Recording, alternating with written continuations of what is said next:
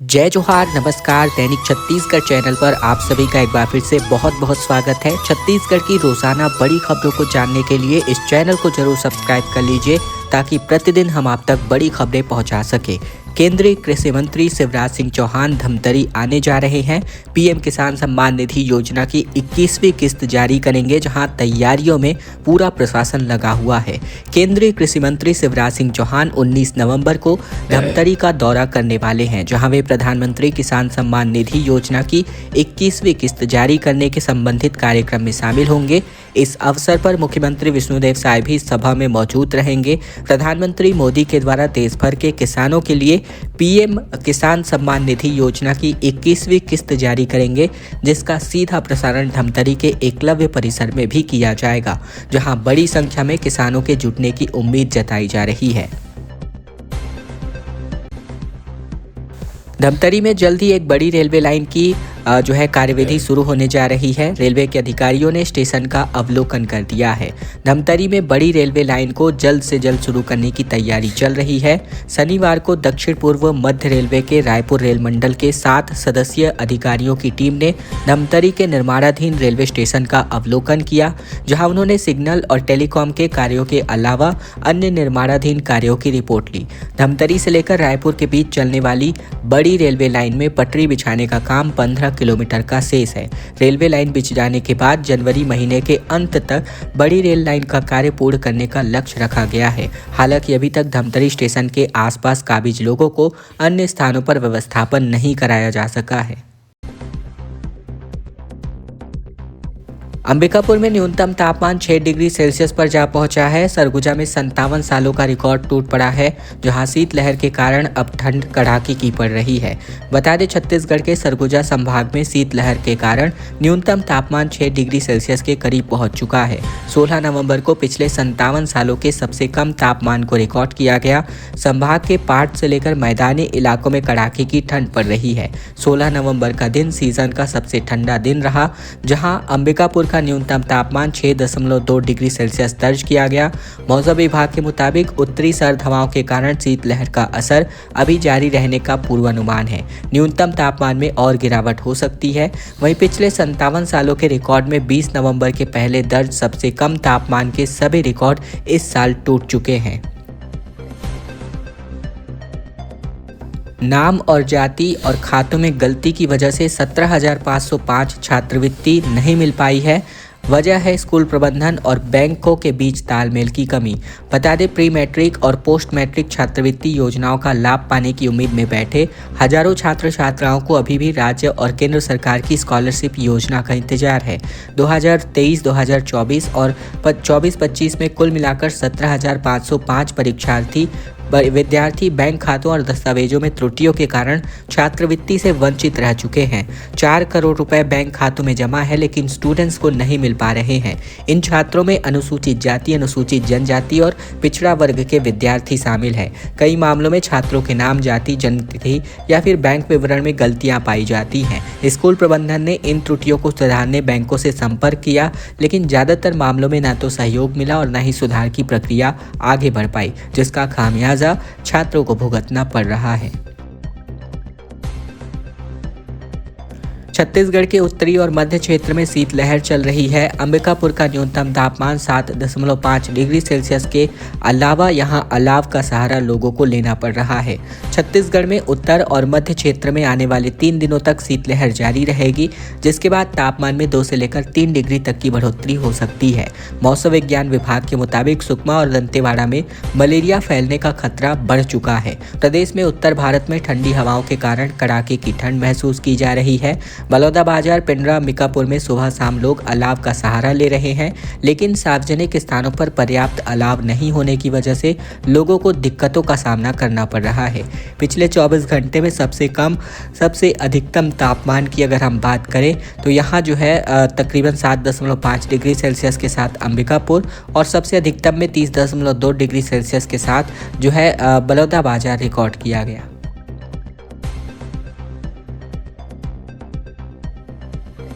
छत्तीसगढ़ में जन्मी दुनिया की सबसे छोटी गाय पुंगनूर आर्टिफिशियल इंसेमिनेशन से इसका जन्म हुआ है, जहां 2,000 रुपये प्रति लीटर इसका दूध बिकता है। पीएम मोदी के पास भी इसी नस्ल की गाय है। छत्तीसगढ़ के जसपुर जिले में कृत्रिम गर्भाधान यानी एआई प्रक्रिया से पुंगनूर नस्ल की मादा बछिया का जन्म हुआ है। बछिया को देखने लोगों की भारी भीड़ उमड़ पड़ रही है। इस नस्ल की गाय को दुनिया की सबसे छोटी गाय के रूप में जाना जाता है। यही नस्ल की गाय पीएम नरेंद्र मोदी के पास भी है। जानकारी के मुताबिक अगर हम बात करें तो गोढ़ी कला और ग्राम करमी टिकरा करमुहा गांव में तकरीबन 1 नवंबर को एक बछिया का जन्म हुआ है। पशुपालक का नाम खगेश्वर यादव है। खगेश्वर का कहना है कि उन्होंने पीएम मोदी के पास इसी नस्ल की गाय देखी थी। इसके बाद उन्होंने अपनी देसी गाय में ब्रीडिंग कराई थी। पुंगनूर नस्ल की गाय 17 से लेकर 24 इंच यानी कि तकरीबन 3 फीट लंबी होती है। इन गायों की कीमत 2 से लेकर 10 लाख रुपए के करीब होती है। ये गाय 5 लीटर तक दूध देती है। इनके दूध की कीमत 1000 रुपए तक है, जबकि घी 50,000 रुपए प्रति किलो तक बेचा जाता है।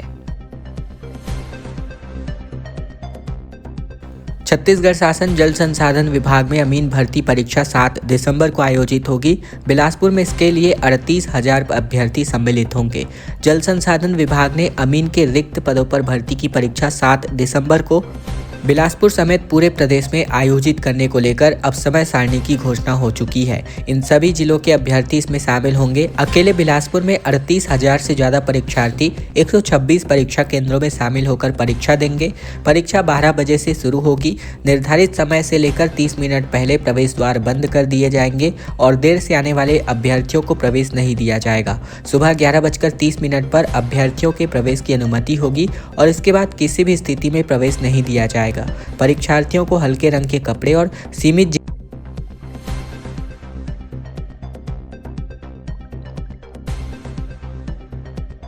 बिलासपुर में 48वां राउत नाचा महोत्सव आयोजित हो रहा है, जहां पारंपरिक वेशभूषा में पहुंचे सीएम साय ढोल और नगाड़ों पर कलाकारों संग थिरकते हुए नजर आए। बिलासपुर के लाल बहादुर शास्त्री स्कूल मैदान में तकरीबन 15 नवंबर को 48वें रावत नाचा महोत्सव का भव्य आयोजन किया गया, जिसमें सीएम विष्णुदेव साय लाल बहादुर शास्त्री शाला प्रांगण पहुंचे, जहां महोत्सव के संरक्षक कालीचरण यादव एवं समिति के पदाधिकारियों ने उन्हें पुष्पहार पहनाकर आत्मीय स्वागत किया।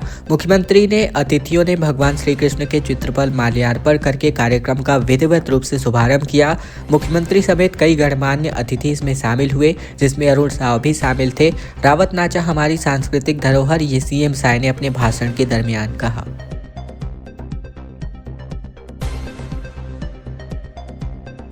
खबरों में आगे बढ़े इसके पहले अगर आपने चैनल अभी तक सब्सक्राइब नहीं किया है, सब्सक्राइब जरूर कर लीजिए छत्तीसगढ़ की रोजाना बड़ी खबरों को जानने के लिए। इसके अलावा ये वीडियो लाइक कर दीजिए और शेयर कर दीजिए अपने दोस्तों और रिश्तेदारों तक, ताकि उन तक भी यह महत्वपूर्ण बड़ी खबरें पहुंचाई जा सके।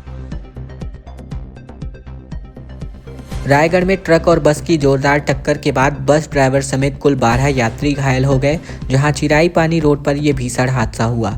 छत्तीसगढ़ के रायगढ़ जिले में एक ट्रक और एक बस की आमने सामने भीषण टक्कर हो गई और इस हादसे में बस ड्राइवर समेत कुल 12 यात्री गंभीर रूप से घायल हो गए। इसके अलावा अगर हम मिली जानकारी के अनुसार बात करें तो रविवार दोपहर रायगढ़ से कापू जाने वाले पूर्णागिरी बस रवाना की गई थी, जहां तकरीबन 12 बजे के आसपास जब बस चिराई पानी के पास पहुंची तो सामने से आ रही तेज रफ्तार ट्रक से इसकी भीषण टक्कर हो गई। टक्कर इतनी भयंकर थी कि बस का आगे का हिस्सा बुरी तरीके से टूट गया और बस ड्राइवर के पैरों में गंभीर चोटें आई हैं। बस में बैठे सत्यम चौहान, प्रहलाद कुमार, भुवनेश्वर नाग, हर्षिता नाग, मथौरे नाग, टिनगो मिंज, अमित चतुर्वेदी, सरस्वती चतुर्वेदी, सीमा यादव, मूलचंद यादव और अनुपम मिश्रा को हल्की चोटें आई हैं।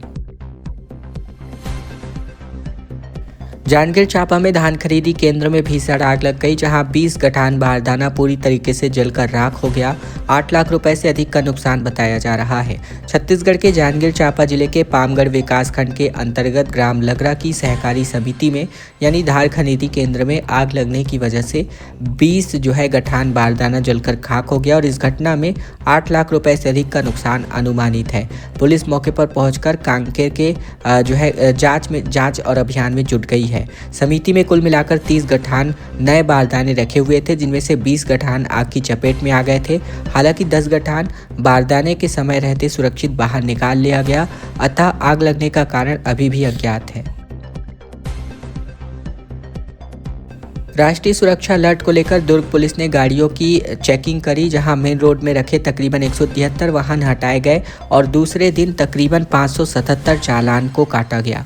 दुर्ग यातायात पुलिस ने राष्ट्रीय सुरक्षा अलर्ट के मद्देनजर 15 नवंबर को दूसरे दिन भी जिले के सघन सुरक्षा और यातायात जांच अभियान चलाया और इस दौरान बम निरोधक दस्ते और डॉग स्क्वाड की विशेष टीमें तैनात की गई थी।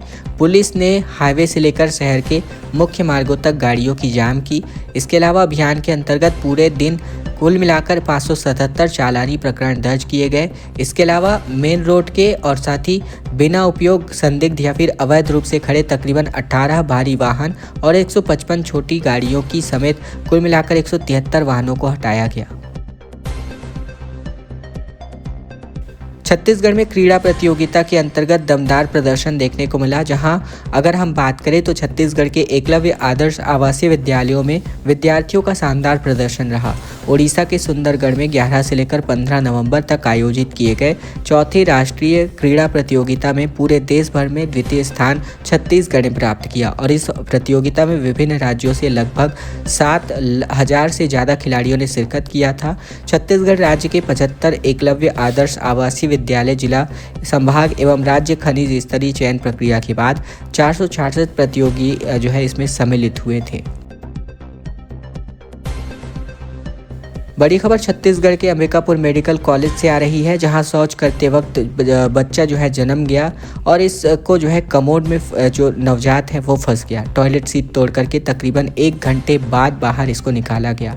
बता दें, छत्तीसगढ़ के अंबिकापुर मेडिकल कॉलेज अस्पताल के MCH वार्ड के टॉयलेट में एक गर्भवती महिला ने बच्चे को जन्म दिया। बच्चा कमोड में जाकर फंस गया और तकरीबन 1 घंटे बाद जाकर टॉयलेट को तोड़ करके बच्चे को बाहर निकाला गया। बच्चा जिंदा है लेकिन मासूम डॉक्टर्स की निगरानी में वेंटिलेटर पर है। जानकारी के मुताबिक महिला शौचालय गई हुई थी। कमोड पर बैठते ही उसके पेट में दर्द हुआ और अचानक से बच्चा उसके गर्भ से बाहर गिर गया। वह शौचालय के कमोड पर ही अटक रहा और जब महिला ने शोर मचाना शुरू किया तो लोगों को जाकर इस बात का पता चला और बच्चे को तब जाकर कमोड को तोड़ करके बचाया गया। पंडित रविशंकर यूनिवर्सिटी में जल्द ही ऑनलाइन कोर्स शुरू होने जा रहा है। MA इकोनॉमिक्स से इसकी शुरुआत होगी। UGC से अप्रूवल आना बाकी है और अगले सेशन से अप्लाई स्टूडेंट्स कर पाएंगे। बता दें, छत्तीसगढ़ के पंडित रविशंकर शुक्ल विश्वविद्यालय में जल्द ही ओपन एंड डिस्टेंस लर्निंग के साथ पहली बार ऑनलाइन कोर्सेज भी स्टार्ट किया जा सकता है। हाल ही में हुई कार्यपरिषद की बैठक में इस प्रस्ताव को मंजूरी मिली है। इस महीने के अंत तक कोर्स शुरू करने को लेकर के फाइनल ड्राफ्ट तैयार कर यूनिवर्सिटी UGC को भेजने जा रही है। वहीं फरवरी तक UGC इस फैसले पर फैसला ले सकता है। इसके बाद ही ऑनलाइन कोर्सेज की शुरुआत होगी। यूनिवर्सिटी एडमिनिस्ट्रेशन के मुताबिक MA इकोनॉमिक्स को सबसे पहले ऑनलाइन कोर्स के लिए तौर पर शुरू किया जा सकता है। इसके अलावा रिस्पांस अगर सही मिलता है तो दूसरे कोर्सेज भी यहाँ पर ऑनलाइन तरीके से कराए जाएंगे। मनेंद्रगढ़ में भालुओं का दिन में भी विचरण देखने को मिल रहा है। वन विभाग और पुलिस मौके पर पहुंची, वार्ड में मुनादी कराई जा रही है। छत्तीसगढ़ के मनेंद्रगढ़ के शहरी क्षेत्र में भालुओं का विचरण जारी है। जहां पहले भालू सिर्फ रात में विचरण किया करते थे, लेकिन अब वह दिन में भी देखे जा चुके हैं, जिसकी वजह से शहरवासियों को तकरीबन दहशत का माहौल है। रविवार सुबह नगर पालिका के वार्ड क्रमांक 17 में 3 भालू देखे गए। सूचना मिलने पर वन विभाग और सिटी कोतवाली पुलिस मौके पर पहुंची। साथ ही साथ मौके पर मौजूद अधिकारियों से निगरानियों की बात तो की गई थी, लेकिन भालुओं को पकड़ने के लिए कोई भी ठोस कदम उठाए नहीं गए। इसके लिए स्थानीय लोगों में काफ़ी नाराजगी देखने को मिल रही है। हवाई यात्रियों के लिए एक अच्छी खुशखबरी है। फरवरी के माह से यानी 1 फरवरी से मुंबई और रायपुर के बीच इंडिगो की चौथी उड़ान सेवा शुरू होने जा रही है। नए साल की अगर हम बात करें तो रायपुर और मुंबई के बीच सफ़र करने वाले यात्रियों को एक अच्छी खासी फ्लाइट का विकल्प मिलने जा रहा है। साथ ही साथ अगर हम बात करें तो दोनों शहरों के बीच यात्रियों की काफ़ी संख्या को देखते हुए इंडिगो एयरलाइंस एक फरवरी तक चौथी उड़ान शुरू करने की तैयारी में है। इसके अलावा अगर हम बात करें तो यह फ्लाइट दोपहर को शेड्यूल में आवाजाही करेगी और इस तरह चौथी लाइन आने के बाद, चौथी फ्लाइट आने के बाद यात्रियों का सफ़र और अनुमान होने की उम्मीद नज़र आ रही है। साथ ही साथ संचालित होने वाले फ्लाइटों में दिल्ली मुंबई और डिमांड काफ़ी यहाँ पर रहती है। दिल्ली के लिए अब तक नियमित रूप से 8 उड़ान का संचालन शुरू किया जा सकता है, जिसमें मुंबई रायपुर के बीच और एक नई उड़ान सेवा शुरू होने जा रही है। खुद पहाड़ काट करके सड़क बनाने को मजबूर है ग्रामीण, क्योंकि सरकार से इनको कोई मदद नहीं मिल पाती। कोंडागांव से लेकर नंदगट्टा तक बैठक करके तय किया गया और हर परिवार से 3 सदस्य यहां पर अपना श्रमदान कर रहे हैं। कोंडागांव जिले के केसकाल ब्लॉक स्थित नंदगट्टा गांव के ग्रामीणों ने पहाड़ काटकर सड़क बनाने का काम शुरू किया है। आज़ादी के 79 साल बाद भी इस गाँव तक पक्की सड़क नहीं पहुँच पाई है।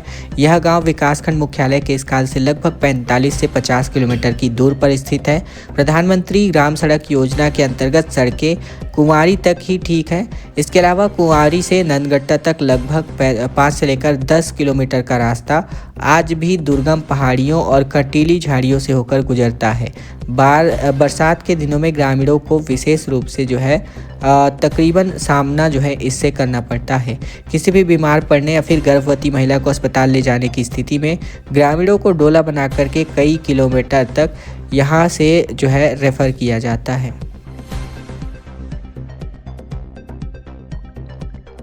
एमपी का डीएसपी बता करके महिला से 72 लाख रुपए की ठगी को अंजाम दिया गया। पीएमओ और सीएम से शिकायत के बाद आरोपी तब जाकर पकड़ा गया। मध्य प्रदेश में डीएसपी संतोष पटेल के नाम पर छत्तीसगढ़ आदिवासी महिला से तकरीबन 72 लाख रुपए की ठगी करने का मामला उजागर हुआ है।